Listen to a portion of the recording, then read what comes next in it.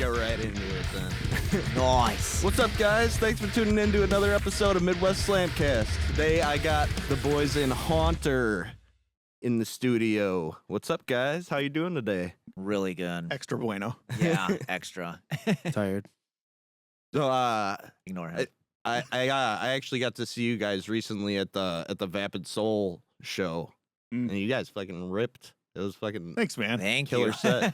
You guys you. always like make it like a huge show, which is awesome. We try. Like- I think that's one of the most important parts of what we do is making. Obviously, playing music is good, and playing music well is good. And there's nothing wrong with that kind of being the bar. But I don't know. We've all come from backgrounds of different versions of theatrics and wanting things to be as visually impressive as they are sonically impressive. And so we try to add little elements to our show that maybe bring a different element of fun to it that you might not get from a different band. Hell yeah. Also, that lineup was stacked, so we have to go hard. Yeah, right. That was it's a lot just to live like- up to, man. We originally weren't on that, I guess. It was someone else, right? So Dylan, the singer for Vapid, he and I have been friends for There's like 3 Dylans in there, Yeah, well, yeah, so- Thank you for so- specifying. Dylan, the singer with the long hair and the glasses, Greenhill. that specific Dylan. He and I have been friends for like 10, 15 years. Like we go way back to like when we were like super cringy Warped Tour guys. There's and- nothing wrong with that. well, so we go pretty far back, and so he and I have always kept in touch. It's nice that we're part of the same music scene all these years later. And I just called him one night because we were about to release our new single, and they had just very successfully released a single. And I was like, "What are you guys doing? Like, is there something that I'm missing? This is my personal first time releasing a song. I want to make sure that we do this right. What should I be doing right? What things might I be doing that are wrong?" So I just called him. We chatted for a couple hours. And at the end of it, he was like, "Yeah, we're going to do this EP release show." And I just kind of snuck in, "Well, if you need a band." And his plan was to get 3 out-of-state bands and then do themselves in these Fading Visions. So that was the original plan for it. But one of the bands ended up not being able to make it. And so he's like, "We actually may need an opener." And I'm like, "We love opening shows. That actually is completely ideal for us." So yeah, we ended up getting on there that way, and it ended up being a nice little homie fest, and it was so cool. Yeah. Because you go far back with Droogs as well. And Yeah. he was on our stage with us. Yeah. Doing a part. Oh yeah. He was on here. Yeah. Yep. Yeah. Just like recently. Yeah, so he and I went to high school together. So Oh, yeah, shit. we met when he was a freshman and I was a sophomore in high school. We had the same English class, and we had to build like a storyboard, like write or draw things on here that represent you. And and he was the only kid that wrote the band Bullet for My Valentine on the thing, and I'm like, "My dog." So I'm like, "Whoa, you must hate yourself too. That's so cool." So we were attached for a long time. We've lived together on 2 occasions. I've seen him in his bands. He's seen me in all of mine, and kind of gone through these processes. So to have him a part of our set as well as Vapid's set and everything too, as well as just being a part of the scene, being a rapper is fucking phenomenal. He actually knew about.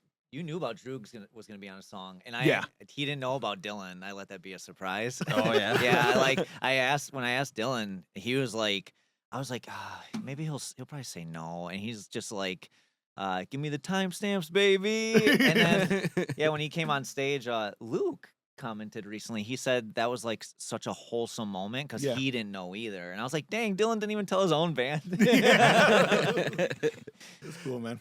So yeah, Brandon Droogs, him and I got like acquainted like this last year, and really? he's a cool fucking dude. We like worked on a track together and shit. Yeah, he's And, A1. There's a possibility that we might actually be performing it at a show we're playing together next week. Oh, the one in Stevens Point, right? Yep. Yeah. Ooh. Shout out that show. That'll be a fun one. Yeah. Hintity hint. It's like a mixed genre show. Those are the best. I don't think I've ever played one like that, like where it's like it goes metal band, rapper, metal band, rapper, metal band. We did that with H1Z1 last year, and that was dude. The rap crowd loved us. They were so nice. Droogs was on that bill. Droogs. Oh yeah. Droogs was on. yeah. Droogs was on 2 mixed genre bills with Haunter. Yep. Neither of which I was in Haunter for, but I photographed him. You Those said are you were super like fun. part of the crew for a while before you actually joined, right? Or... I don't know. I don't know if I would say I was part of the crew. Like I wasn't like. I wasn't like an active part of any of like the band's chats or anything, and like part of coordinating events or anything. It would just be a thing where knowing Brandon as long as I have, it was his first show as Droogs ever, and I'm like, well, just give me a location, I'll go there and I'll My photograph wife it. set up that show. Yeah, too. yeah, Sonia. So it was a really cool thing where I didn't know who Haunter was. I didn't know any of the other bands on the bill. Like Oh, Surefire yeah? was on the bill, and I had no fucking clue who any of these people were. I was very detached from the music scene at that point. I think I actually played that. Was it at Linneman's? It was. Yeah, I played that show too. you I Pass's I played drums for Pass's Prologue. Oh Yeah. my Yes, god! yes. Wow. Well, Okay, congratulations. okay. I might have a photograph of you somewhere. But so it was cool. Brandon invited me out there, and it was a couple days before the show that Tom and the Haunter Instagram page followed me on Instagram. And I just liked the logo. I was like, this is cool. Like whatever it is. Listened to a couple things, like, this is cool. So I was very much like, okay, maybe I'll photograph more than Brandon based on that, and ended up talking to Tom after, and we shared stories of horror movies and video games as we do still right now. It's still the only thing we talk about. And yeah, it was kind of like history made itself. Eventually, Tom reached out to me to say, hey, can you maybe photograph a different event for us down in Madison? It's a big show we're opening for Vampires Everywhere. Do you want to maybe come and work with us there? I said, sure, absolutely. So I show up there, do the photos. We all have a good time. It was kind of at that point that we were like, maybe we should probably do something together here. This is feeling a little too comfortable. The way you asked. Well, yeah. So it was cool because the actual, I popped the question at a show. So our drummer Michael, who could not be here today because he's a fucking responsible parent. My dad left me. He can't even come to a podcast. It's ridiculous. Oh my god. So Michael, who like I said, he can't be here today because he's fucking responsible.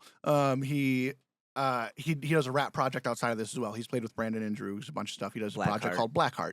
Mhm. And he played at a little bar called Quarters in Milwaukee. And Brandon was also playing that show, and he's like, hey, I'll hire you to come do that show. Cool. Went, photographed it, knew that these guys were going to be there.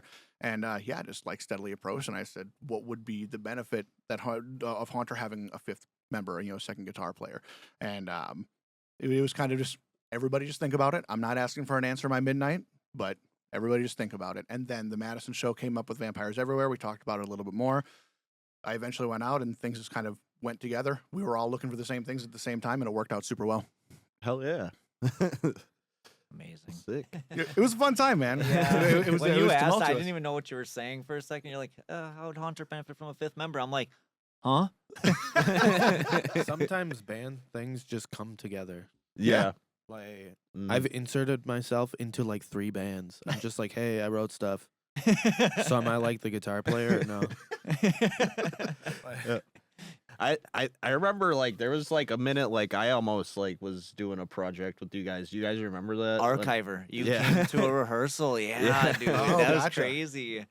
I don't remember how that situation even happened. I don't know. I think you guys were just like, is there any drummers that want to like jam today? And I was just like, shit, where you at? And it was Sonny's house, right? yeah, It it was was at Son- Sonny's. like he actually like lives right or I don't know if he West still lives Dallas, there, yeah. but he Yep. he lived like right around the corner from like where I grew up basically. So it was like Really? pretty crazy. But That's so crazy that you went to the same school district that I went to and stuff. And I had no idea about you guys. Like, yeah. Wisconsin is small. Yep. And we were talking about Mr. Joyle. Shout out Mr. Joyle. I don't know if Yeah. he watches this or not, but I hope. Come on, send him a One clip. day. yeah, I'll send him a clip. But yeah, because you Those said kids. you said you had you went to elementary school and Yeah, 1st through 6th grade. We're friends on Facebook now, but he probably knew me more as TJ. That's what my friends and family called me at the Yeah. time. Some still do. But yeah, 1st through 6th grade, those steady beat walks. Yeah, all those musicals he would show us, West Side Story, all the Disney ones. Yeah, he's definitely helped a lot, but I don't think I really fully realized that until I talked to you in Messenger. I was like, oh, I actually learned a lot of music stuff from Mr. Joyle. Yeah. yeah, and then I had like all through. Well, I don't think I took choir my first 2 years of high school, but like at Hale, I took so for my junior and senior year, I took choir, and yeah, he was a great teacher. Like we had a lot of fun stuff we did and shit, a lot of cool songs. It's funny because Tomas had them too. and we know some of the like same songs. Yeah. Like there's like songs we did like in Latin that were like full on Latin. Yeah. And like Whoa. him, Mr. me and Joyle. Tomas can like rip like a tenor and a bass part for like a full on Latin song. Wow. Preparing for an exorcism, I heard. Hey, Mr. Joyle, you want to join Haunter? I feel like every start in music starts like way back to like something really, really profound when you were young. Mhm. Like for me, it's either when I got my first Kiss CD or my 4th grade music teacher, Mrs. Walsh. Literally, she did like Lord of the Rings, Phantom of the Opera, and Star Wars for music, and it was like, Wow, all this is awesome. you make more sense to me now. Yeah, no, that's huge shout out to Mrs. Walsh. You have created me in your image. Oh, yeah. 'Cause that's like something that we do in our band with like, like soundtracks. It was more of like I like this movie, but I really like the soundtrack because it like conveys much more than just the movie. I don't know if you realize this, but through Ghost Killer Entertainment for Lascivious Stimulation, the Ghost Killer compared us to Cradle of Filth and Motionless in White, Yeah. which is cool. But when that song was written, it's been very much reworked. But it was actually an archiver song about the creature from the Black Lagoon. So I don't think we were thinking of other bands or musicians at all. We were thinking about Right. the creature from the Black Lagoon when it was being, Yeah. which is not even about anymore, but you can hear the watery elements, you know. Especially all with what the song ended up being. Yeah. And after, I mean, again, very admittedly very little, but with even influence from me with adding like Haunter's first guitar solo at the end. Like you would just never suspect that the roots of this song are laced into where they were, or that the comparisons would be what they are, Yeah. considering all the elements. But they ended up there's these finite details. Like if this song is comprised of 20 different 5% parts, then then all of them are technically comparable, so to say. Here, I actually want to. I didn't get OBS started, but yeah. Do you guys want to talk a little bit more about that track? Like, Absolutely. Oh yeah. I'm gonna pull it up in a second here, and then we can like kind of watch a portion of the Sure. music video and stuff. Oh yeah, here we got we got some pictures from that Vapid show. So this one is actually when we played in Chicago. This was at the Forge in Joliet, Illinois. We play with Creeper. Dang, I thought that actually kind of looked like X-Ray a little bit. Right, and Okay, I say now that I see the I belt, say it there's almost no looks like a balcony. mirrored version of Yeah. it. It looks like a wider X-ray. Yeah, exactly. Well, then there's the balcony too. Exactly. Yeah. But yeah, it's awesome. It was cool. This was like the first photo that we took on stage, like as a band together, and huge night for us. Probably changed everything for us Well- from a publicity perspective. Well, like no one knew who we were, but No. like obviously it was we had it- 8 days to promote this show. It was the band Creeper headlining from the UK, and that crowd was so welcoming. They were so like nice. Yeah. in the middle of our set, apparently your wife had to jump in on the merch because apparently during our set, I guess people just were liking it and they just apparently bombarded the merch table. Absolutely, I guess, yeah. and it just looked like basically Helm's Deep and Lord of the Rings. Just like Huge shout out to my wife. It was crazy because and the reason that I thought maybe the show had some relevance to this podcast is not only because it features us, but because there are people in this audience in this picture that saw us that live in Chicago that drove up to the X-Ray show to see the X-Ray show. yeah, Oh hell And, yeah! and to see us specifically, I was like, "What the fuck? That's so cool! they were so Like, why nice. would you do that? Oh, Like, heck we're yeah, like, that's- And Creeper themselves were also super nice. fantastic. It's still funny when they were like, "Yeah, guys should do a run with us in the UK sometime. It'd be nice." Like- As if we could just do that Let's immediately. just do that. Like, I Let's just would, plug some yeah. time in the calendar, quick.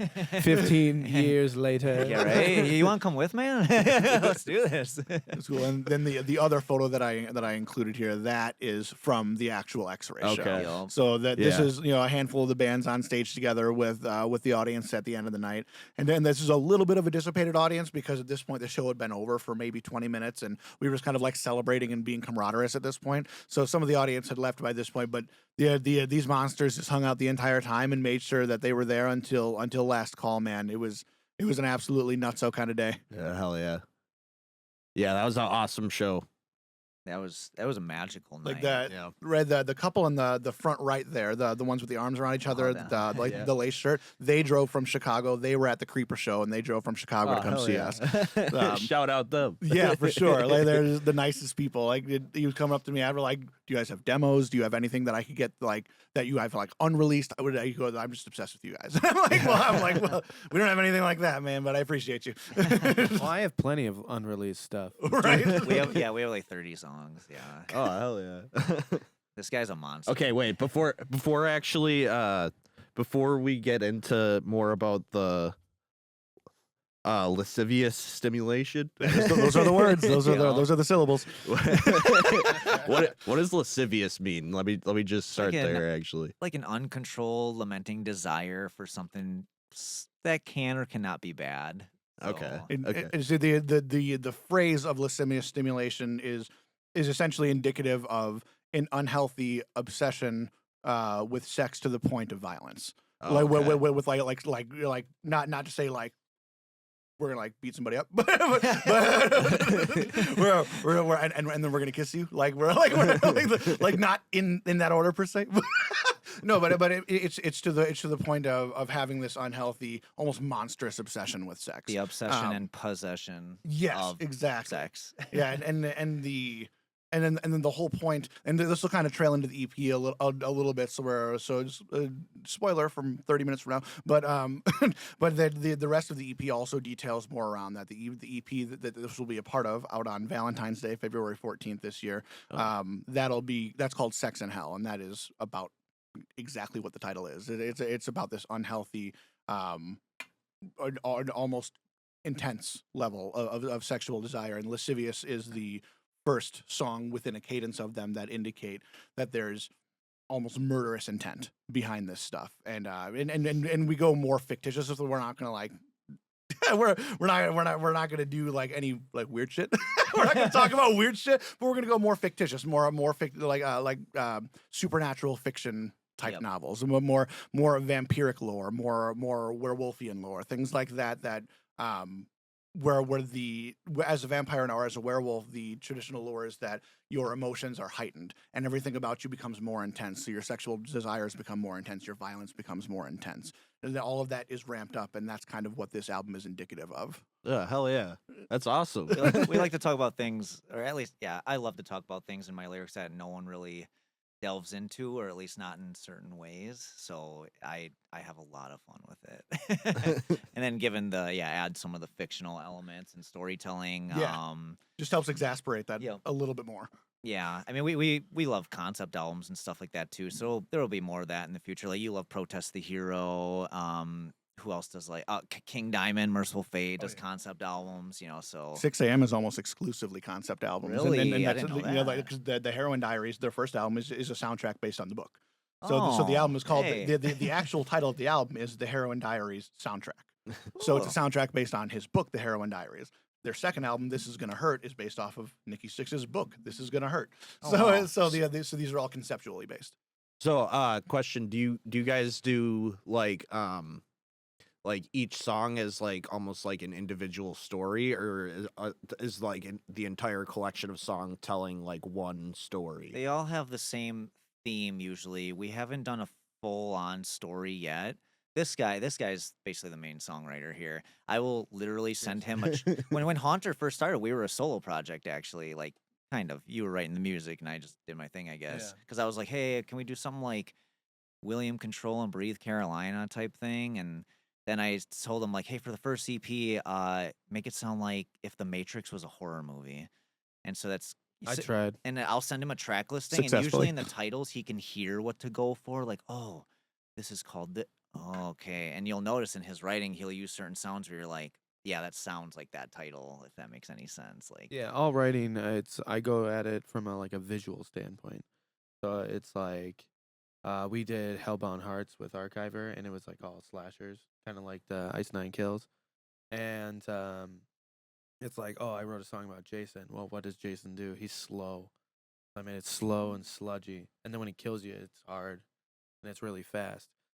So each song, it's like, if I do it visually, I don't care about the genre or what I'm doing. I just care about the melodies and how I piece them together. That's why it's been hard to kind of put an exact genre to us. It's just we Yeah. just kind of write what we're feeling and having fun with, I guess. I think that's been some of the most fun about me joining the band, kind of like posthumously, is that everything that I've been a part of has already been written. I'm just kind of adding whatever flavor I can to it, and making sure that everything is all the T's are crossed and I's are dotted from a writing perspective and visual perspective. Because I'm really far ahead. Yeah. So yeah, this guy's writing in 2032 right now. It's nice to get regardless of it being me or whomever, it's nice to get a fresh set of eyes on things and a fresh set of ears to make sure that everything is cohesive and that everything is new. And you left us. well, what's been fun about that, when in reference to your particular question, is all the songs are written inherently differently. There's no like Sex and Hell was not written as a concept. Hey, these 3 songs are gonna come together for this one particular meaning or for this one particular story. Mm-hmm. But again, my contribution has been kind of taking and finding ways to weave those together. So you have 3 songs that are inherently unique and have unique concepts. How can I strum these together in a way that it makes sense cohesively and is also still interesting and doesn't feel forced? And that's been the most fun part, is finding visuals that go along with that do tie it together. We had toyed around with different ideas for different music video concepts that involve certain levels of like scripting and casting and stuff like that would revolve around making this one cohesive story despite being 3 separately and uniquely written elements. So that's been an incredibly fun part, is how can we take these things and make them make sense together, despite them not necessarily originating that way. Yeah. Right. And with and with the writing, it's more like an overall theme, right? So it's like I want it to be, since this was Sex and Hell, it's like I want this to be like slightly romantic, a little depressive, a little aggressive, because it's all that. Like if you have that like desire, that need for it, it's like you can get depressive if you don't get it. You can get aggressive if you don't get it. It's like sometimes it controls people way harder than others. Yeah. Some people can have like no connection to it, and some it's like rules their much. whole life. Yeah. So it's like, what's the balance between too much and not enough, and will the music like dynamically like show that? I'm just a nerd, dude. I think about it way too hard. Dude, yeah. He'll just sit there at the computer and be like Zoned out. just writing music, and then if he's stumped and then he gets out of the stump, he does this. My God. And it just goes to town, and then the next day you'll get like, oh, in the Dropbox, Jake just sent a new song, and you're like, oh my God. Yeah. So I have ADHD, so it's like the hyper focusedness, and it's like, I don't care about things that aren't of interest to me. So it's like when I'm writing a song, it is imperative. Yeah. Like if I start a song, I will wake up the next morning at like the crack of dawn, like 5:30, just leave the wife in bed, just Tidy whities and all. yeah, yeah, like not move for 16 hours, and then it's like 10 o'clock. I'm like, all right, I think it's done. That's what we did in September with looping all the way back around the Lascivious Stimulation music video. Right. And so like with that, we filmed it actually at my job. Yeah. Central High School. Yeah. Bringing around the West Dallas. Where was it? Like in the auditorium. Oh, really? Yeah. Yeah. God damn. He's the custodian. We so wanted hey. we wanted a place that felt like Got a the little keys to the kingdom. that felt a little bit more upscale. Like there's one of 17 places that we could have gone and filmed, including my garage. Like there's a bunch of places that I think would have been appropriate that we could have gotten the point accomplished. But we wanted something that felt a little more upscale. That felt like maybe this could be a club of some kind, with that had like a membership. Like we wanted curtains. We wanted to make sure that this theater. That this felt the way that it sounds to us, and it felt the way that we wanted it to. And we had gone through a couple different videographers and said, kind of, what would you do for us here? Here's kind of the concept that we want. What would your price be? And pretty much everybody that we went to was like 70% of what we wanted. And that's not like any diss to anybody at all, but it's like, as an artist from a videographer standpoint, you have to do what you love as well. And if that means that you're not right for the project, then so be it. It's the same thing with anybody. And since we do have like themes and theatrics and stuff, for us, it is a very difficult thing when talking to others like videographers and stuff Yeah. because we are a very visual theatrical band, so it's like Right. there's things we're looking for that we sometimes have to get in the video. Like Right. it has to be there. Yeah, it's like there's things that are non-negotiables when it comes to us and our vision. Like we have a goal in mind, and we will find what it takes to get that goal. And completely mutual, no hard feelings one way or the other. If somebody that we works with is not comfortable with the concept, or if we're not comfortable with them fulfilling the concept, whatever it might be. But what we did to remedy that is I just said, what if I did it?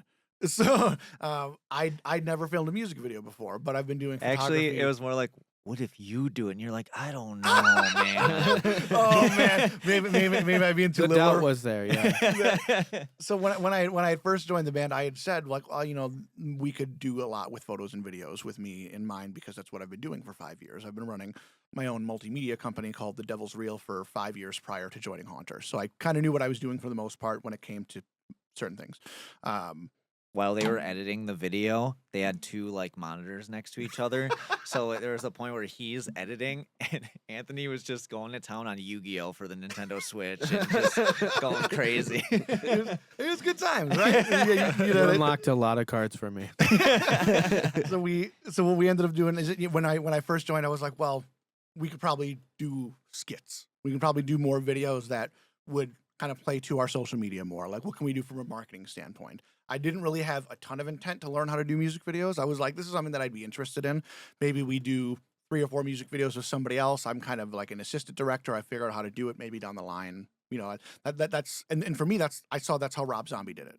Rob Zombie had a couple people film his music videos, and eventually the people weren't meeting the concepts that he wanted, and he said, well, then I'm just going to do it.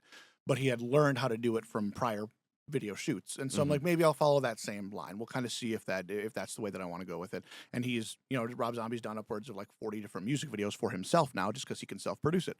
I was like, that would be really cool if we could get to that point. But I was very doubtful that I was ready for it. The conversation had come up on 2 or 3 occasions, and I was like, I don't know. We bullied him. I was like, let's maybe go with somebody, because we had just released 2 music videos that were really high quality and that were really good, that got us a lot of traction online. And I'm like, I don't want to release like a piece of shit, and like, and like, what happened to these guys? 6 months later, they don't know shit. Like, so I wanted to make sure that I was living up to what Haunter required, and I wasn't gonna let my ego get in the way and say like, no, I'm gonna do it. But at some point, our wallets got in the way. Right. So what that did was, I spent 2 months.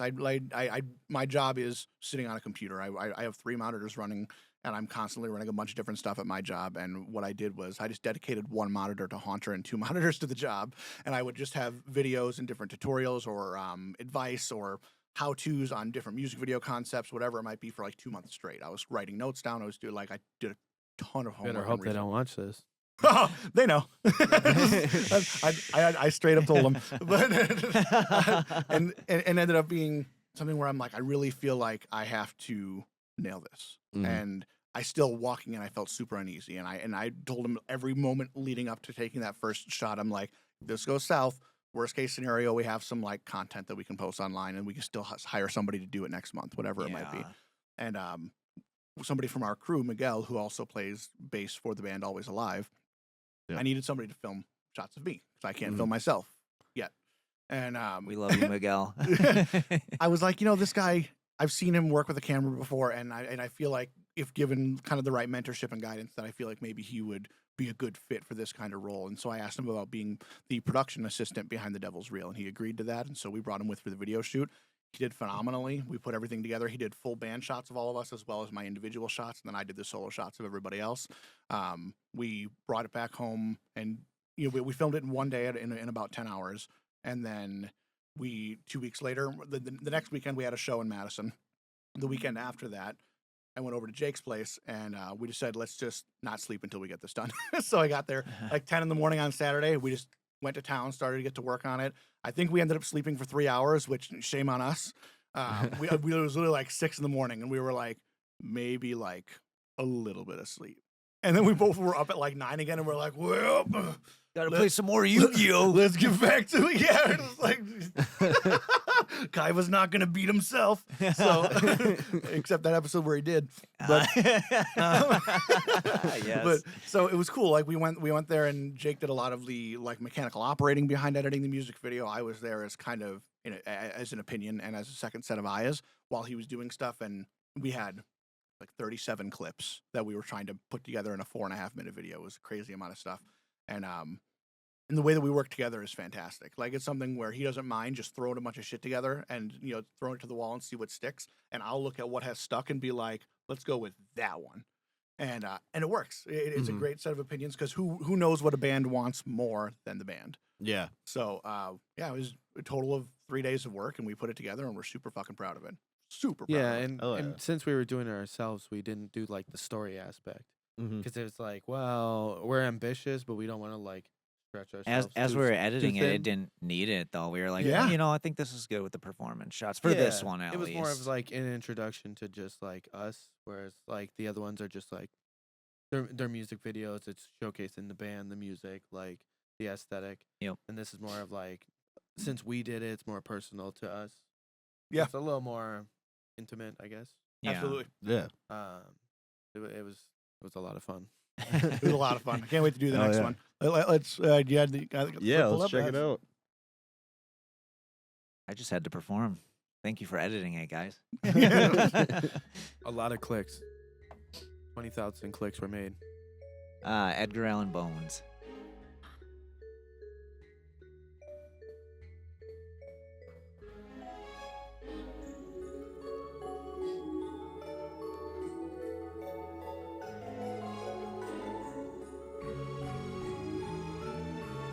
James Bond on bass.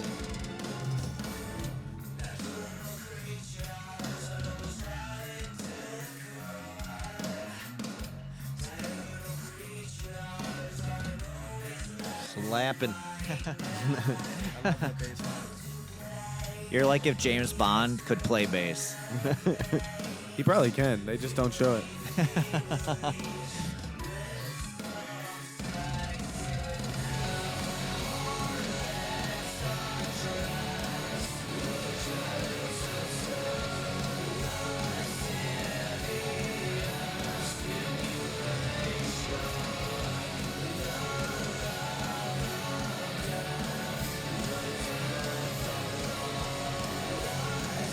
Your old high school, man. Yeah.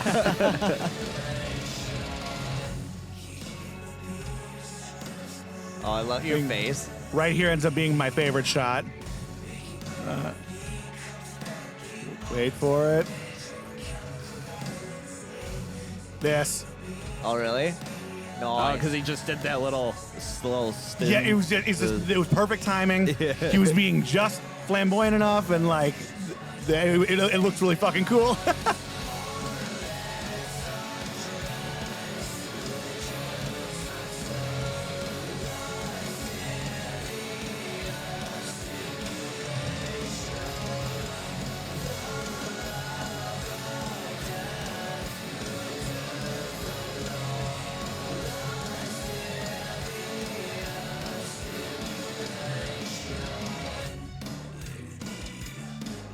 Good old black and white. Yeah. I thought it was so appropriate for the lyrics. I like how you got like the lights still coming in. Yeah, dude.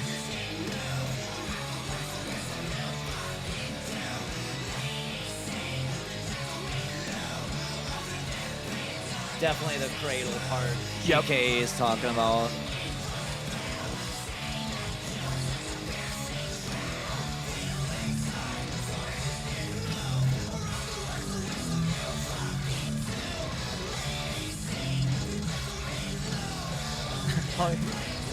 You're doing the thing, dude. I try to do that live, and I always forget.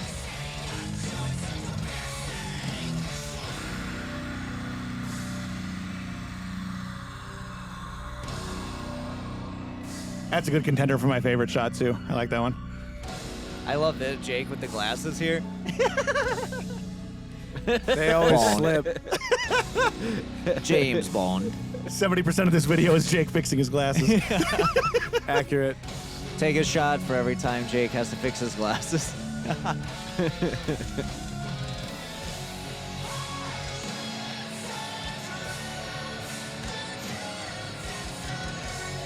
Totally hitting that China. Yeah, right.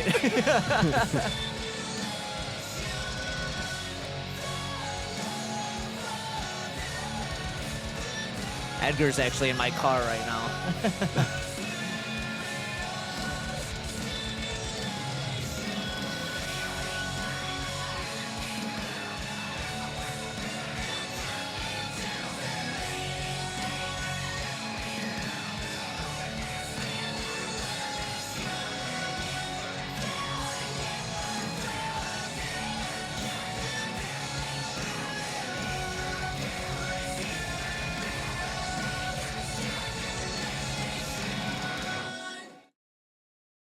And I think it shows your logo here, doesn't it? Oh, shameless Coming up. self-promotion. Ah. Shameless self-promotion. I love how Silent Hill it looks. I know, man.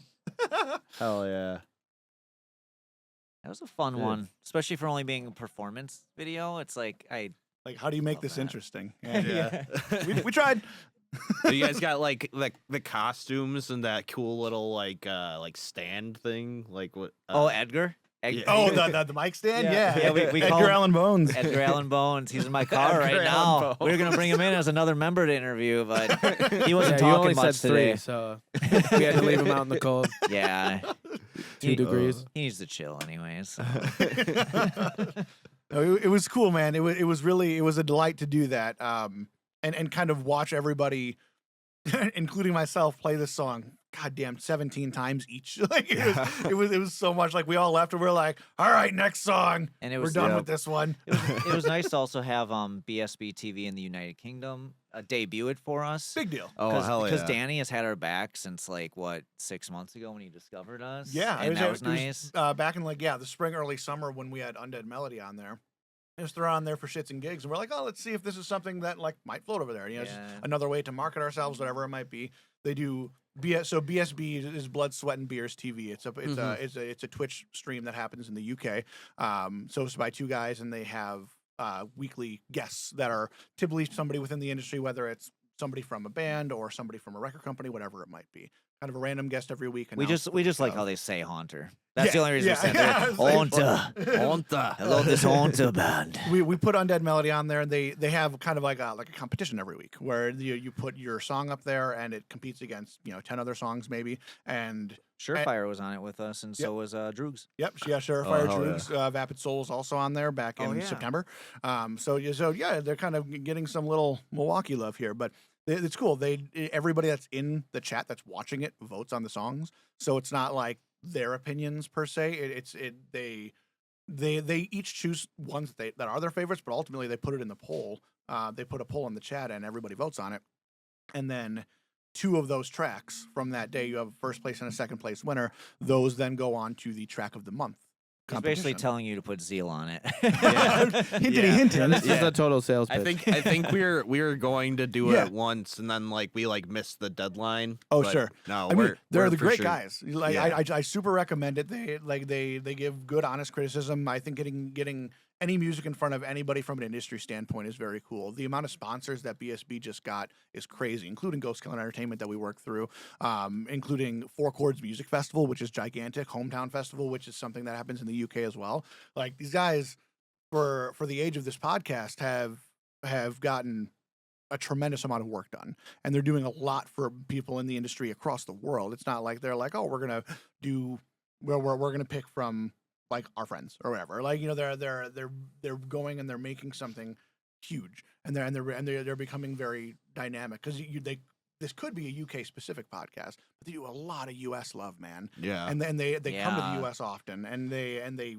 try to make sure that cross contamination is happening, and it's super super cool. I'm realizing how much the UK wants us there. And it's actually like a good place to like network as well. Like we got Absolutely. on the Creeper show. That's through that. specifically Yeah, how we got yeah, on like the Creeper the- show. The bassist of Creeper was on the episode with us, and then we made the connections and got on with them. He didn't So, even know at hell first. yeah. Definitely should. We talked to him at the Forge, and he was just like, "Yeah, I didn't even know like that's you guys." Like, because he was like, Danny messaged me. He goes, "Dude, that's that band." It was cool. We ended up just hanging out with them and playing a show, and like We're I said, stalkers. it ended up being a fantastic show for us. And then we premiered Lascivious Stimulation through them the day before its like public debut. We kind of gave like a 24-hour sneak peek through BSB, And they had talked about that as well. They're like, yeah, well, the last time Haunter was on here in September, they ended up connecting with Creeper, and they ended up having a whole kind of conversation about that and how cool that was. They've had I think it's five bands they've had on their podcast that have been signed to record labels because they've been on their podcast, or or at least the podcast started a snowball or a domino effect that led to it. So whether it was direct or indirect, BSBS led to multiple dreams coming true, and that's why we love them so much and we support them, and we cannot recommend them enough for what they do. Droogs has now been on there twice even, and both times they're like, a rapper? This is so ballsy. It's so and they didn't say no. He's got big cojones. Yeah, he does. They were like, we could say no to this, but we're not because this guy is coming to us and wants the balls. and wants to achieve his dream. There's no reason that we're going to say no just because he has trap beats instead of blast beats. So the song that him and I worked on together is like, it's got like definite, like it kind of switches between a trap beat and like a metal beat. Sure. Nice. So like, and he like screams on it and shit too. And he's so good. He kicks ass. He was a screamer, I think, before. He was in a band called Deciphering the Zodiac. That was like his first like big boy band. And I say that because he and I were in a lot of little boy bands at one point. But that was like the first band that they wrote original music, recorded shit, released shit, played shows and everything, and it's super cool. And I know that he's hungry for it again. So I'm hoping that he's got something down the pipeline for that, and maybe all of us can sit together in a different setting and do something really cool together. That'd be fun. That would be fun. I mean, that's the future of metal too. It's just like mixing it in with different things, like getting to do a metal and a trap beat that works together. That's fresh. Yeah. And it's like a lot of bands do the same thing. Not that it's bad. Like I listen to way too much of the same thing. I'm the death metal guy. So like I can listen to an endless amount of like 90s death metal. But it's like having like such the like diversity between the bands and the different types of genres. It makes more shows way more interesting because you're like, I don't know what the hell I'm gonna see. And the Milwaukee music scene's been bringing that. Like we have like our hardcore roots that are like kind of the core.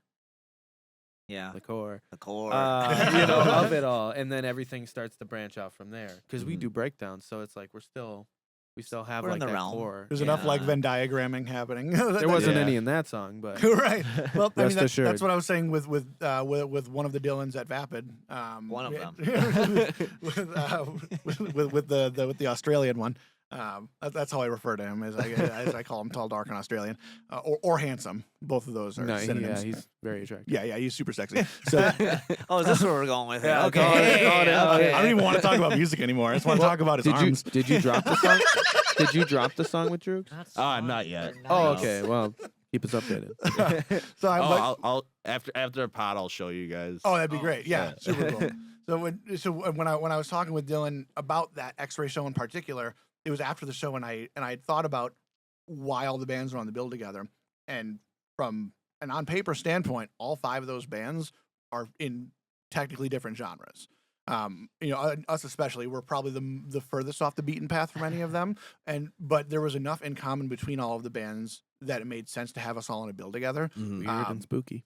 And it was super cool. And obviously, we've known these Fading Visions for forever. Like as long as I've been in the scene, over a decade now. Yeah, as long as I've personally been in the music scene, they've been incredibly nice people to me with no degree of hesitation with accepting me, and I love that. And they also killed it at the show. Absolutely. Fun fact: they're coming on next week. So like, yay! Nice. Next With these Fading? There we go. Nice. They're coming on for their second episode.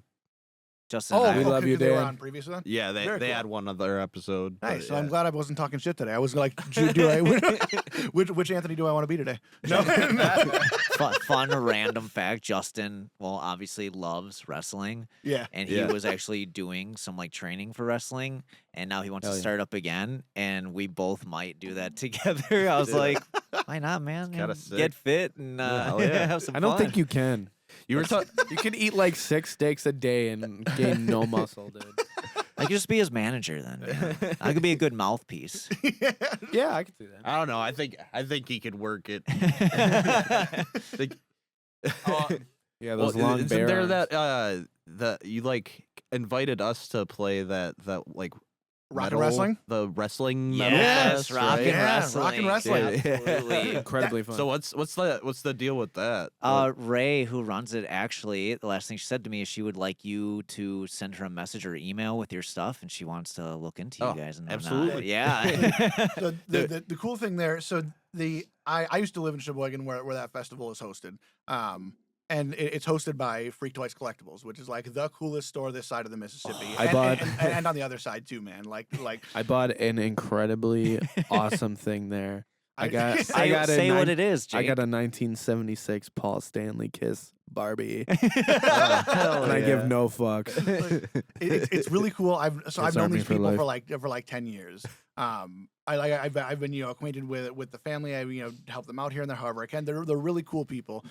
This store I was there in this store when it was like a closet of a store, and now it's this huge store on a block of the busiest street in Sheboygan. It's fantastic, and they're big wrestling people. Half the store is wrestling memorabilia. they love wrestling. Legit half. Yeah, like and it's crazy, and they love it purely. They always have. Everybody in the family is a big wrestling person.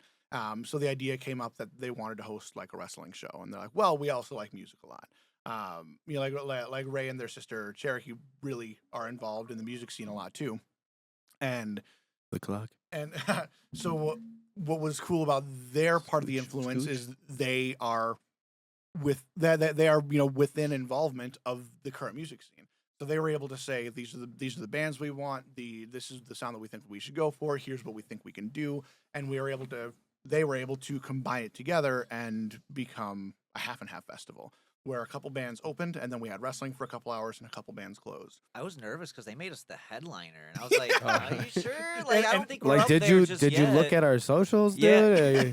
And Yeah, I was nervous because it was my first show with any band ever. There's still a lot of people at the end, though, man. Like I literally I've like played gigs before, like little like solo shit, whatever it might be, just like, oh, here's an Ozzy Osbourne song, yay drunk people, yay white people.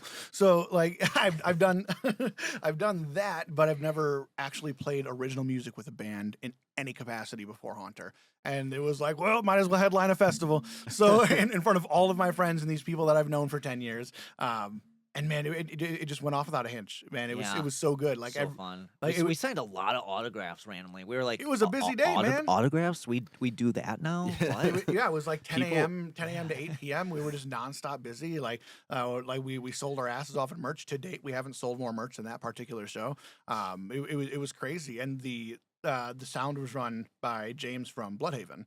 So it's like this is a guy that's in the music industry as well that knows how bands should sound, and I trust him to do that. They're not just like some guy that's like, well, yeah, I do like my niece's plays, and make sure like it's somebody that I'm like, or he's like, nope, that bass has got to be louder. Like I trust this guy, and he did very good by us, and he made us sound very good. He made us he's been a fantastic friend to me personally in general since then. He's been a very, very good person, and man, that festival was so cool. And Playing outside is weird. It is weird. It's so Different. I don't think I've ever played at outside at all. We got lucky because the You will. first. Oh wait, no, never mind. I lied. We have played outside. Okay. Odd Astra played outside for our first show ever. Like Where was it? it was on 60th and Lincoln. Sure. What? Wait, Well, 60th by and the Grant steak place? technically in our backyard. We had Okay. like a Oh. fucking mosh pit going. And Yeah, everything. dude. It Did the was cops sick. come? What was that? Did the cops come? Yep. Yeah. Shout out to the West Dallas Police Department. As Always the old shutting adage us goes. down. It was like our band, and then fucking like my dad's band came, but they came for like the old classic rock Yeah. guys playing. They Yep. didn't come for the metalcore that was Correct. playing. Well, did you play some Scorpions or no? Right. Dude, I thought he said the band was called Came, and I was like, whoa, Whoa. wow. That's a grindcore band. If I ever heard it. That's not already taken. Amazing. It was cool, man. When it came to rock and wrestling, the first and the last band got pretty lucky. One of those being us, obviously, because it was July 20th in Wisconsin, which is a synonym for hot as balls. Yeah. Like, and it was direct sunlight. It was outside, and like they blocked off a block of like public street transportation and built this stage and built this wrestling ring in the middle of the stage was street. big. It was Yeah, huge. It was so dude. cool. It was bigger And- than the ring. Dude, yeah, dude, yeah, literally. I strained my vocal cords first song. Yeah. Remember that? Yeah. Yeah, the first scream, and it's not going to be on this EP coming out next month, but we already have one lined up after that, and we played with Vapid's release show. We played a song called "Darkly Divine." I know there's a band called Dark Divine. We had no idea before that. No relation. But that song, the first scream it got to, boom, just Gone. gone. blew my voice and had to do what I could the rest of the set. It sucked. Shit. But thankfully, we got to play in the shade as the sun set over the Yeah. building. Literally, the band before us, I think it was Bloodhaven right before us. Had the sun in their eyes. Yeah, Shit. and literally Oh, every it band really leading up did. to us, the sun was directly on them. I'm like, holy shit, we can't possibly do this. I'm like, look at all of our hair. Like we They're can't already possibly. sweating hard by playing what they're playing. Yeah, Right? like- and then the sun was just like, I'm gonna make it harder. And we do like the theatrics, and we would wear like layers and costumes and shit. And I'm like, oh man, we can't possibly. But then the sun went down just enough, so like the photos turned out fantastic. They weren't like we had Michelle, Brandon's fiance. Oh, she kills it. Yeah, Shout out Michelle. Yeah, Yeah. Empyrean Imagery, the Huge shout one. out. Empyrean She was there doing photos dope for us name. just Yeah. because I've known Brandon for so long. Then that means I've also known Michelle for so long. Oh, he did the song with us there too. He did there I too. forgot about Oh, that. what a gangster! So Michelle was doing photos, and like, man, I was so worried from a photography standpoint how the photos were gonna look throughout the day. Because I'm like, oh man, all this is gonna be blown out. It's gonna look cheesy. It's gonna look weird. But the sunset and like, man, she killed the photos. It was so good. So everything lined up in the most perfect way. If we had gone on 15 minutes earlier, then shit would have gone sideways. But we went on at just the right time. We ended up playing until just about 8 p.m. Half the people that had left for the day had come back at 7 just to see us. It was pretty nice. miraculous. It was a cool show, and I went up to to the Freak Toys owner afterwards, and just told him how grateful I was because Yeah. I'd known him for years. I was like, this is so cool that we get to meet on these terms versus all the other terms that we've met on. And he's like, you guys are welcome back next year. And I was like, I will sign up for us right now. We are already doing this. I literally went again like a couple weeks later, Yeah. and literally it was like, "Oh, you guys are great." I was like, "Oh, thank you so much for the opportunity. Can you open that case over there for the Godzilla toy?" Here's the check with my name on it. Put Yeah, any yeah, number my on band. here. That's great. All right, but I'm talking about this retro Godzilla toy that's in the shelf here. Like my band, cool. No one cares. That's cool, man. That was definitely like for me starting the band off on a high note. That was like I said, my first show ever with any band, but also with Haunter, obviously. And it started. It kind of set the bar as far as how we want to feel Yeah. during Yeah. before and after a show. Like this is the bar. And we've had a couple shows where we haven't felt like that. It's like, oh man, that's a little bit of a bummer that we didn't have that same experience. And obviously that's to be expected. No show is going to be a 10 out of 10 like that, but that became the bar. And like that show, despite me not really having any standards prior to that, the band had standards prior to that, and all of those were raised because of this show. And it was all just like independent DIY shit, man. It's so cool when people put stuff together like that. It's like you guys with the show that you played at the Annex. That's a DIY put together shit where you're like, let's theme this night after something that's fantastic, that needs more attention, that doesn't get possibly enough attention, and let's kill it. And Was that Queens of Chaos? So yeah. yeah, Sick. and it's so cool because you had the audience for it. The audience saw what we were doing, just like with rock and wrestling. The audience saw what was going on and said, "We like this." Mhm. And it wasn't. And this is obviously fine, but it's not just like a show. Mhm. It becomes bigger than an that. event. Yeah, and Legendary night. exactly. And the last thing that any of us want to do is oversaturate our own market with ourselves. Yeah. So when you come up with stuff that's really creative like that, where you can play to your strengths and advertise yourself within your own bill and within your own booking, you're unstoppable. It's such a cool thing. I had an Absolutely. awesome conversation with Dylan at like the Vapid EP release. Which Dylan? Australian, Green Hill. okay, And sexy. yeah. I mean, they're all sexy. And but it was like, he's like, wow, there's such an incredible turnout at X-Ray. And I was like, Oh, yeah, that's it was great. like that for your EP release with Zeal. Yeah. And it was like, holy shit, dude. I'm like, I'm literally looking at people from the stage all the way to the bar, just like I have to weave. Oh, yeah. And he's like, I just can't believe it. I'm like, well, believe it, dude. They're here for you. It was over Yeah. triple digits. You know what I mean? Mhm. Like, dude, everyone in the Milwaukee music scene has been like killing it. and in terms of just like bringing it in, you know. Yeah. Like, how many Oh, yeah. shows have I seen from all of our local bands where it's like they take a picture at X-Ray and it's packed? Yeah. Right. It's harder for other Yeah. venues because like a lot of venues are like middle of nowhere, Right. and it's like, how Mhm. do I get people to come out to this? Cudahy But- is just perfect for it. That when But- when but Metal it's- Girl shut down, it was really sad. Yep. You know, I was like, oh no, dude. No. I'm so glad I got picked up. It's What were you it's gonna crazy how like because we were like all in like the scene like 10, 12 years ago. That's- Yeah, dude. So like it's That's- crazy how Metal Grill shows did not get like that in my opinion. No, not at all. When I, they did, it was no. hometown throwdown, but there was Yeah. like 46 Dude, bands I played. playing. I Yeah. played there. I played there before it was the Metal Grill. Even I think it was called like the Blue Pig or something. Yeah, yeah, yeah. It was like What? do something or other. Yeah. It was called Vanooks at one point. I Yeah, think. yeah. Yep. Oh, okay. I've Wow. heard that name before. It's interesting because I'd I'd love never to play at played. Shorewood. I'd never played there prior to being with Haunter or anything. So Was that your 2024. first time, Vapid? No, because we'd played with Dark Divine there, and Oh, yeah. Which was 2 days after. two days Rock- after Rock and Wrestling. So well, got my ass kicked real hard. There's an introduction to playing live music, but. Yeah, so I'd never been introduced to playing that venue until then, but I had attended it as a guest when it was the Metal Grill. Mhm. I'd seen bands like Soil there or Crash Karma, and man, I saw like Psycho Stick there, and these are bands that I know. These are notable like touring bands, and this is not shitting on them, but man, they had like a tenth of our audience, like that we just had 2 weeks ago. Or a week ago. Damn. Like, and I think for me, it more so speaks to the camaraderie and the solidarity behind what the Milwaukee scene has built in recent history. Yep. Because a national touring band, they're gonna have their hot spots where everything's sold out, and they're gonna have their cold spots where they're like, let's test the waters here, and that's what the Metal Girl kind of ended up being for some of these nationals.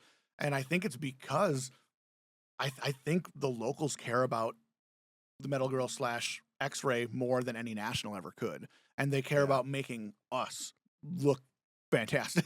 Yeah. and they really care, and it's not just fans; it's other bands. You were at our show. Mhm. Jake was at your show. Like, and I like, it kills me that I live in Green Bay. Side note, it fucking Yeah. kills me that I live in Green Bay because I'm like, I want to be here more often. but Make him move. Make him move. I just bought a house. Just Well, bought a house. I was gonna say that X-Ray is really also like killing it on their marketing and Oh my shit. God, Like yeah. as soon as they like had like the like new owners and stuff and like Yup. changed it to X-Ray, they were really smart about their marketing. And I Yep. feel like Consistent. that also like changed the game and Mhm. like our sure. little scene. That's like Yep. almost like our little like hub, you know what I mean? Absolutely. And then they give a shit and they listen because they not only that, but they're willing to work with bands and listen to them and not they're not like some venues where they're like, hey, we know what we're doing. This is, come on, who you think you're talking to? Like they're not like nose in the eye. They're like, what do you want? What can we help with? So like at that X-Ray show, I ended up making the promo video that they put on like sponsored advertisement and stuff to like featuring all the different bands and kind of a Dude, brief that rundown. thing got like 30 to 40,000 views, right? Yeah, and I thought that was so cool that like that they were like, hey, I actually didn't know you made it. That's if that's any context of how like out of the loop I am. Sometimes I just write music, dude. Like so, they do all the other stuff. I'm just here for the ride. those are a blast to make. I made So fun. I made the one for that the Queens of Chaos show. Yep. Oh, Yep. what? Yeah. I was very sure That's that you sick. made that one. We then we had you guys know Ryan Mishler, right? Oh yeah. Yep. Oh yeah. He did the voiceover for it. Oh, nice. Okay, cool. Shout out Ryan Mishler. Yeah. He's Did, a did, homie. did you do the one for the EP release as well? No, that was actually Shane Garsky. Shout out Okay. Shane Garsky. Gotcha. Yeah, No, I was a lot of curious about shout-outs. that because it looked different than the I one have to there. tag a So lot I'm of like, people. I think there's two different people here, but Yeah. it's cool. And that's what I love about this venue, man. Is they're like, we'll post your video. And, Yeah, and, I mean, like, if you think about it too, they're bringing in other acts from out of state, so For you're sure. bringing in tourism into Cudahy. And so like I was coming down the other way to X-Ray for the show, and I was just like, I don't remember all this being here. Yeah. I was like, oh, this is all new. Dude, I saw This is nice. I saw Norma Jean there. Oh, dude. Wait, in terms of what, like when you came back to X-Ray after it, like, yeah, what- because like, I usually like come down like Layton or something. So I was actually coming from Oak Creek, so I'm like Okay. coming a different way, and I was like, I don't remember any of this being here. Because like normally There was when a you're lot of outside, you factories look at to a the point. left. Yeah, it's just factories and then like dead road, essentially. Yeah, But there's now a- there's like stuff all the way A lot of down. new businesses, yeah. man. Yeah. Yeah, because you're bringing in stuff from outside. and it's like a general hub. Like when we went to the Forge, like the staff and like the owners and stuff like came up to us and were like incredibly nice. And it's like So nice. Yeah. it's like sometimes we play a show. It's like I don't even know who set up the show, who owns this place or anything. I just like I'm here. Yeah, Here's my wristband. the manager was talking like she knew us personally almost, so I felt bad at first because I was She's like, so I nice. don't know if I've met you before, Yeah. but I just was like, hey, you're awesome. Yeah. Like, thank you. I don't know about you, but do you get like I have like pre-show blinders?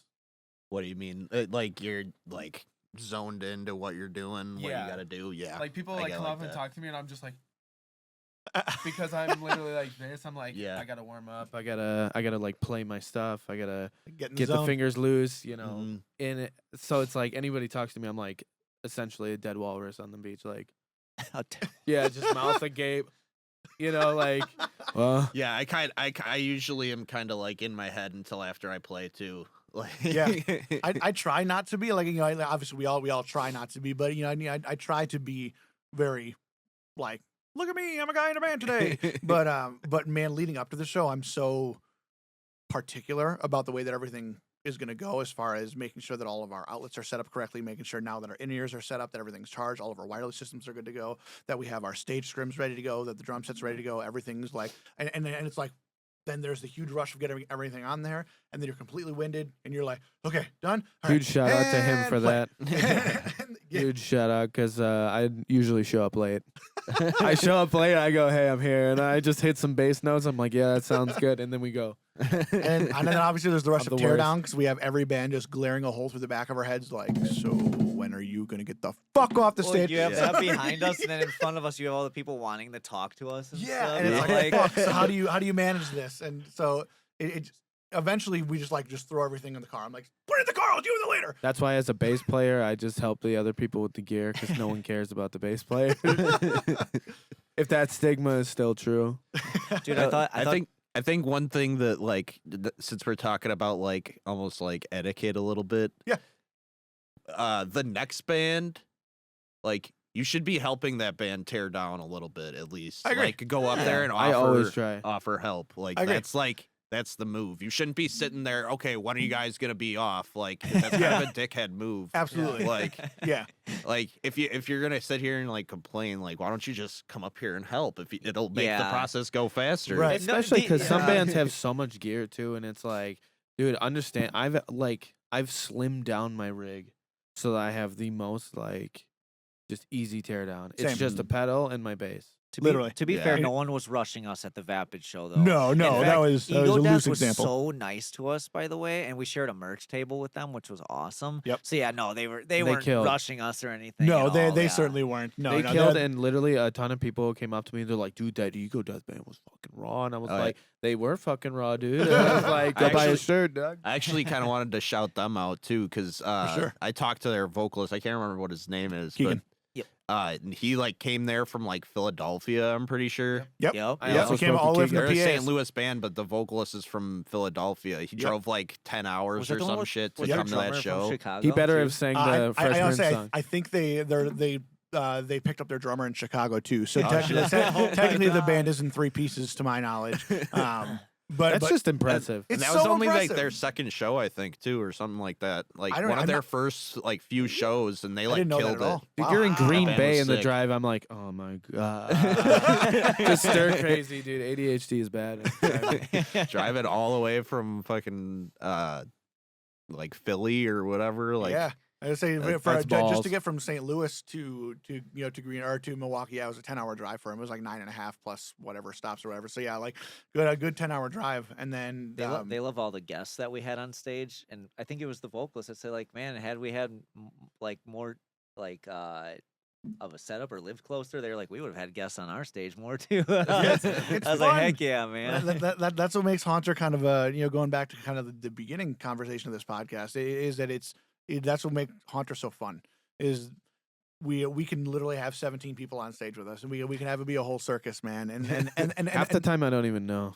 I like literally turn around, I'm like, oh hello, and then I'll just turn even more around so I'm not in the way. I'm a klutz. yeah, you're saying that you kind of just like don't even tell everybody in the band to Yeah, like I have mean- it like be like a I surprise. mean, they usually know about my wife. Sonia, the maiden voyage, and like because she's in the actual tracks, and then or at least 2 of them, and then you guys knew about Droogs, right? Yeah, Did you? yeah, because we had talked Dylan about that. was Yeah. the secret one. Like that was fun. It was there was a day I almost told him at a rehearsal. He's like, "So who's gonna be on the tracks?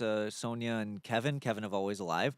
And I was like, no. Yeah. Actually, yeah. Kevin's gonna be there, and I knew Kevin wasn't gonna be there. He had to work. Shout out Kevin Nightmare of Always Alive, my boy. And so many shout outs. You're gonna have to tag like everyone on your They have friends a new list. single coming out on the 21st. Oh yeah. It literally, we might as well just carry like notepads with everybody. Yeah. That's how many people are in this scene. You Right. know, Yeah. like it's just so many people working hard, and just the love. Like people appreciate the body of work. Mm-hmm. You know, Yeah. like Oh, yeah. Dude, Luke. female fronted bands, weird, shitty, spooky goth bands. You know, like, you got hardcore bands. Like you have these fading visions with female as drums, and fucking kills it, dude. Hell- I was hell like, yeah. Oh my Oh, yeah. god. Yeah, I've noticed that these fading visions tends to get a lot of fucking love on this pod. Yeah, Yeah. man. Well, it's because Yeah. they're such good fucking guys. So Like, they're stop so being nice and Yeah. enthusiastic. And funny enough, when I first got to I went out to my car the second time because I saw you at first at the show. I went back, and then someone's like, They always see me last. in this like innocent voice, I hear like, "Hey, can I have your autograph?" And I turn around, and it's Dan in These Fitting Visions, yeah. which is actually my cousin, by the way. Wait, Much wasn't love to he Dan. in the band? Yeah, he was in our exactly. band. He had, Yeah. he had we have stickers of the members that Anthony made. And he was like, "Oh, I got stickers of you and Jake." And I was like, and he wanted the autograph. And I'm like, which he was just kidding. But I was like, dude, you were in the band. And Right. he's like, I know, man. You're in our most popular music video until January 3rd.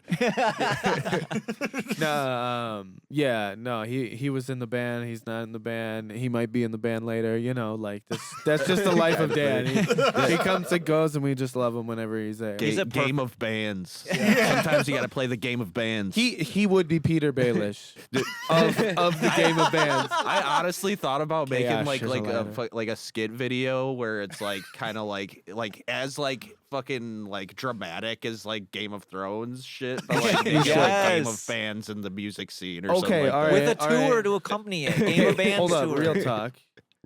Redo Hometown Throwdown. Okay. That'd be sick. Well, I don't know if B2 Booking is still around. Yeah, No, but no. like it's, BJ and Bob would probably it's be like cool doing, with it though. Do B3. doing Yeah. a new like Hometown Throwdown. Well, I mean, That you could can be- call it something else. That could be something. I mean, Right? at X-Ray. I still want to do a tour band versus food, and we do all food challenges across the nation. Oh, man, based shit. on local But cuisine. you could Hot do dog. that as like the promotion for the show. Damn, good. Game I'd of be Bands. combining my two Game of favorite Bands. things: music and food. Switch some Jesus. members around and shit. Like, You just gotta have like a questionnaire where they're like, "So, how many bands in the local scene have you been in? Right. Instead of wife swap, we'll do band swap or like. Which is your oath lie?" Instead of playing the car key game, we'll do the guitar pick game. Everybody brings home a different guitar player. oh damn. Raunchy. No, I think like the kind of like themed shows are like pretty cool because actually on camera died. Powering off. It doesn't want to see my ugly. Another one mug. bites the dust. That'll be fine. That'll be fine. Nah. Well, actually, I could plug it in. The camera Wouldn't just hurt, bit but, the it dust. might not work. You know what? We got 2 angles. We'll be fine. Yeah, for we're the gonna rest of the like show. Really bad at snapping. We probably only got like probably want to finish it up at like 12:30. Okay, sure. But this has been a great time. I like honestly barely. I feel like the sign of a good show is if I barely have to look at this at all. Yeah, You're for right. sure. It just kind of kept going. I mean, we are could there- talk forever, Are man. there, are there plot points you want to hit before we call it a day yeah. though? Like, yeah, I feel like Yeah, we're we, blabbers. Yeah. Get me on the top of So, Kiss. since we were kind of Game talking over. about like the local scene, what do you think? What do you think artists like in the Midwest or like in our like peripherals or whatever you want to like? What do you think they could be doing better? Better. I think we need to branch out into other states like Minnesota, Chicago, Oh yeah. well, Illinois. Yeah. I and do think that's Michigan. it. Like together. I agree, and I'm so glad that you said that first. 'Cause Teamwork makes the dream work. Yeah. Mhm. Just- Exactly. Really, that X-ray show confirmed that for me. Like Yes. it's something that we've all talked about because we all talk about how we love playing Milwaukee, we love playing Madison, we love playing Sheboygan, like we love doing that, but we don't want to do that every month. We're not going to play Milwaukee Right. once a month for 12 months straight. Like again, we're talking about oversaturation. Exactly. So we're like, we need to start going out of state. So then we played, Chicago last year. We played Ohio last year. We're looking at potentially playing Minnesota, Iowa, Michigan this year. Like there's a lot on the table that we're trying to put in place here. And I think that's going to be the key because if we can introduce ourselves into adjacent scenes and those adjacent scenes can introduce themselves to our scenes, like look at how good that X-ray show did. It makes the scene bigger. Yeah, exactly. And if you got and if you really truly believe in it, like the crowd was absolutely mad hyped for those two bands that they'd never potentially never heard or seen before that were from completely different areas. Yeah. So when we were growing up, right, we had Shorewood Legion Hall, and like what we thought was local actually was like Veil of Mayan After the Burial from Minnesota, and it was like seeing them before they even had an album out. Yeah. And it was like, oh, I talked to them outside of Shorewood, and they're like, yeah, we're gonna get eight strings, and I'm like, what the fuck is that? You know what I mean? Like, what the hell is an 8-string? Now we got like everything now. But it's like I didn't even know that they were from Minnesota. That's how well it was. We had With Dead Hands Rising from Ohio, Well, they were from Ohio. Yeah, but it was just this whole big Midwest scene. Mhm. And I think it needs now with the internet, it's much easier to make that. Well, I think one big step for the scene was versatility was embraced. Not just, hey, let's do the one genre on a show and we're good to go. Yeah. No, now it's been like super, super embraced. Yeah. Absolutely. And honestly, I'm gonna say it. Droogs is probably the spearhead of it. I'm going to say it right now. Like the scene's been heading in that direction in general. I think we've seen a lot of acceptance with genres when that don't Sonya necessarily set make up that sense. show with him, which was his first show. Literally. Yeah. Like a lot of people were like hesitant on it. Like, I don't know, because it was like rap, hardcore. We were like this dark pop band at the point, Right. And like it was a very weird sound. Like, I don't know. And then me and my wife were just like, yes. And it Absolutely, fucking do worked. it. There was like from an audience perspective, there's a lot of people there, man. Yep. Like that show was very successful, and I think the combination of not being afraid to alter what you necessarily think is an ideal show, I think that's going to be the key. Is I think you have to be able to look at what bands can offer something to this show that I might not necessarily think of. How outside of the box can we draw without being obnoxious? I like all types of weird shit. Yeah. Like that female fronted show that you just did. So it's like, how many female fronted bands are there? Which there's a lot more now. But also, none of you guys are going to sound the same.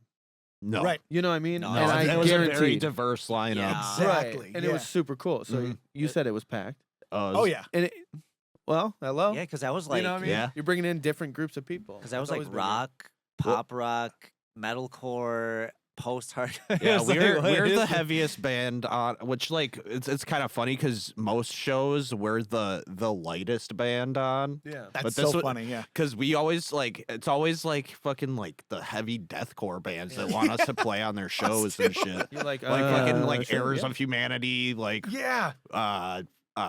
who else have we played with? We got a show coming up with Cicada. They're Yep. like Nice. deathcore. Yep.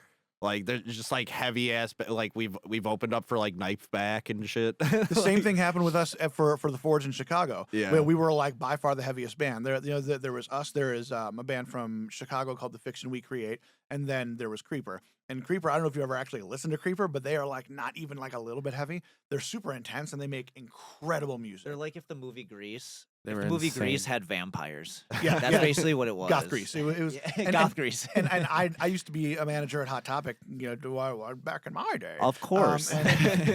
And Creeper was always on the radio there, and all these years later, I was like, since I was intimately familiar with them, I was like, can we play with Creeper? Does that make sense? I was like, fuck it, let's give it a shot. We at least look alike, Yeah. and like, yeah, we were like super, like we were the only band that was doing streams. Like I was going up to mic check and just like, and everybody's like, I don't know.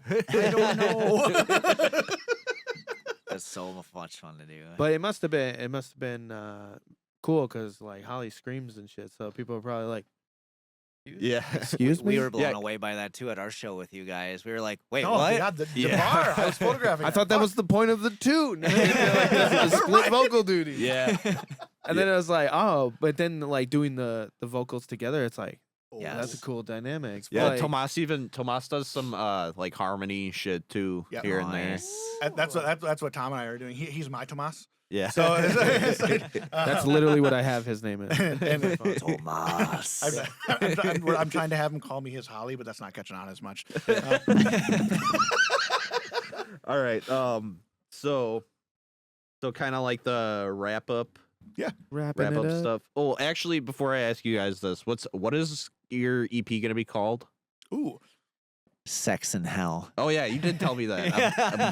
Okay, Sex Sex and and All's Hell. forgiven. So Sex and Hell comes out February 14th. You guys said Valentine's Day. Valentine's Day. Keep an eye out. Haunter new EP Sex and Hell. listen to us while you're fugging. Yeah. Wow. Damn. So And then, So, and, in then your give it, Uggs. and then give it a review. Mid coitus. Yeah, see how the blast beats might have worked with it. If it didn't work, you know. So my kind of like wrap up question, I'm sure if you guys watched this before, you know, kind of get a idea of what it is, but it's if you guys could go back in time and talk to a younger version of yourself, what is one piece of advice you would give to yourself? Compromise and open your mind. Bands are like relationships, like marriages, like great friendships. It's not going to go your way the whole time. Learn, ask a lot of questions, be open, but also you got to be firm and don't let people take advantage of you. Yeah, it's important for sure. I think about this question way too often. Write more. Write more. I'm always writing. Yeah. But it's been since June. I haven't written a song since then. So, Dude, you've written I'm on a your late roll. 30. You're okay for now. but yeah, no, practice is everything. Like if you go up on stage, like how you gonna make anybody care if you don't care yourself? Yeah. You know. Yeah. Exactly. I think for me, it would be the world is not as big as you think it is. I grew up being a big 80s guy, big like Motley Crue guy, Guns N' Hell Roses, yeah. like the whole nine. Like I was like really big into that, and reading the Late books and seeing 80s. how they did everything. It was, yeah, we went to this studio and we played these sold out clubs and we did all these things, and then Geffen Records found us, or Elektra at the time in there, and then and everything just took off. And so my expectation was keep being a badass, just doing what I'm doing, and eventually somebody's going to see and they're going to take you to a record studio, a $3 million studio, and call it a day. And I didn't actually put the time and work into how do I get there, like, you know, or can I make this happen myself? And I didn't realize it until just recently that we can just do this ourselves. I could have had 10 albums out by now. Maybe we would be touring the world right now if we had known what we know now 10 years ago, which is kind of everybody's thing, obviously. But I think that would be it. Is the world is not as big as you think it is, my man. Like, you don't have to wait to get into a $3 million studio. Just buckle up, spend 4.5 weeks learning how to record a song on these either free or incredibly inexpensive softwares that you can do yourself. Spend $400 on parts and just put out a shitty demo once a month until somebody catches your eye. And instead of waiting 12 years to find the band that that finally is like, we're gonna take a shot on you despite having no experience. Yeah. Or dream, don't fantasize. Yeah. You know, put Yeah. your dreams to work. Yeah. Hell Like, yeah. Don't just sit there and fantasize of what could be, because every step you take will actually get you there. Shut up or shut up. Hey. Hell yeah. Oh, I'm out of a drink. Okay, do you guys have anything else you want to promote or plug? Wow. To plug every band in the Milwaukee music scene, you guys are all doing incredible. At Let's keep it everyone. up. Hell yeah. Yep. At everyone. Yeah, at everyone. Yep. Hey, chat. At you. And Chat GPT, get the Milwaukee music scene in the algorithm. I really think that the EP is the big focal point for us right now. We are gearing up for a lot of spring stuff. We're starting to book spring shows. We're pretty much open the entirety of spring through the rest of the year. We have a couple things kind of lined up that are loosely in the works, but otherwise the EP is the big focus for us right now. This is, in my opinion, this is the year where we really focus on Haunter from a global perspective and from a national perspective, as opposed to just kind of within ourselves. I think Yeah. I think that's the big goal, and that starts with the music. We don't do shit without the music. So we've decided to kind of take the first little bit of 25 and say, let's focus on this. Let's make sure not only that we sound tight as a band, but that the music is as good as possible. The marketing is set up. We have the artwork. We have everything set and good to go so that these people who are hungry for music, and they always are, and I fucking love this scene for that, there's never too much music, that we can give them a full plate and have them be satiated by the end of it. Hell yeah. Fucking sick. Well, thanks for coming on, guys. Oh, thank you for This has having been us. awesome. having us. Finally, we've been waiting. Hell yeah, we made it happen. It was a great episode too. It's been a fun time. I've never done anything like this. Well, you killed it. You And were I'm you were shy. fucking on it the whole time, dude. It's gonna be like, God, this band talks too much. Dude, that's what I'm so afraid of. That's what a fucking podcast is, dude. Came for the cutie podcaster. These other boys won't shut the hell up. All right, sick. Well, thanks for watching, everybody. Make sure you follow Haunter. Check out their new EP, Sex and Hell, coming out in Valentine's Day. And make sure you like, review, subscribe, anything you got to do. Help me get this podcast around. And yeah, check out Haunter. Give a All like right. and subscribe. The Midwest Slamcast. Oh, yeah. All right. See ya, everybody.